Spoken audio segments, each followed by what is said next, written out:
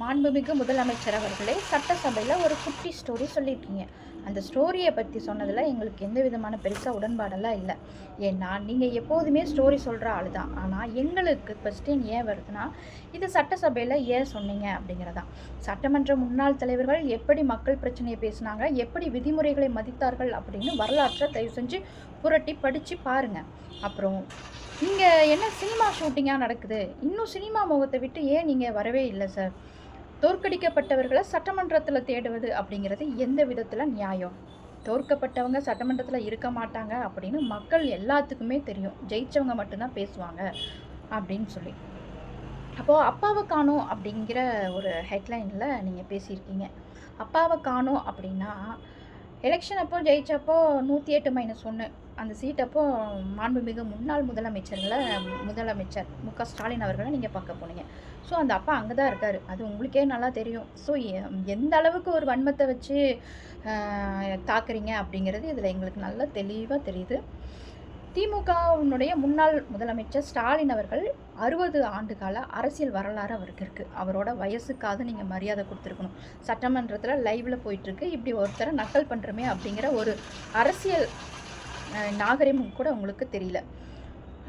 உங்களுக்கு இப்படி மு.க. ஸ்டாலின் அவர்களுக்காவது 60 ஆண்டு கால வரலாறு இருக்குது. உங்களுக்கு என்ன வரலாறு அப்படிங்கிறத உங்களோட கண்ணாடி முன்னாடி நின்று நீங்கள் பார்த்துக்கோங்க. அப்போது தான் பழசெல்லாம் ஞாபகத்துக்கு வரும். வெற்றி தோல்வி எல்லாத்துக்குமே வரும் சிஎம் சார். திமுக மேலே இவ்வளவு ஒரு வன்மம் வச்சுருக்கீங்க அப்படின்னா இந்த ஒரு குட்டி கதையில் எங்களுக்கு தெரிஞ்சிருச்சு. வன்மத்தெல்லாம் விட்டுட்டு மாற்ற வேணும்னு தமிழ்நாட்டு மக்கள் சட்ட ஒழுங்கு அப்படியே நிலநாட்டுவன்னு சொல்லி ஒரு பொய்யை திரும்ப திரும்ப சொல்லி அதை உண்மையாக்கி நீங்கள் மாற்றத்தை கொண்டு வந்துட்டீங்க. ஸோ மக்கள் அதை பார்த்துட்ருக்குறாங்க. மக்களை நீங்கள் ஏமாத்தாதீங்க.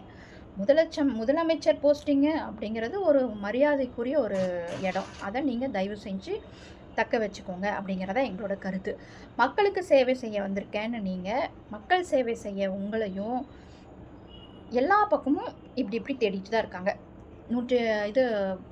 அமோனியா வாயு கசிவால் 11 பேர் இறந்துருக்காங்க. அங்கே நம்மளோட தலைவரை காணோம் அப்படின்னு சொல்லி தேடிட்டு இருக்காங்க. நீட்டில் மாணவிகள் இறந்துருக்காங்க 4 பேர். அங்கேயும் உங்களை தலைவர் வருவார், ஆறுதல் சொல்லுவார் அப்படின்னு சொல்லி தேடி பார்த்துட்டு தான் இருக்காங்க. இப்போ எங்களுக்கு ஒரு குட்டி ஸ்டோரியெலாம் சொல்ல தெரியும். ஆனால் நாங்கள் குட்டி ஸ்டோரி சொல்ல வரல, நாங்கள் ஹிஸ்ட்ரியை படைக்க வந்திருக்கோம். சும்மா ரீல்ஸு அதெல்லாம் போட்டு டைமை வேஸ்ட் பண்ண எங்களுக்கு தெரியாது.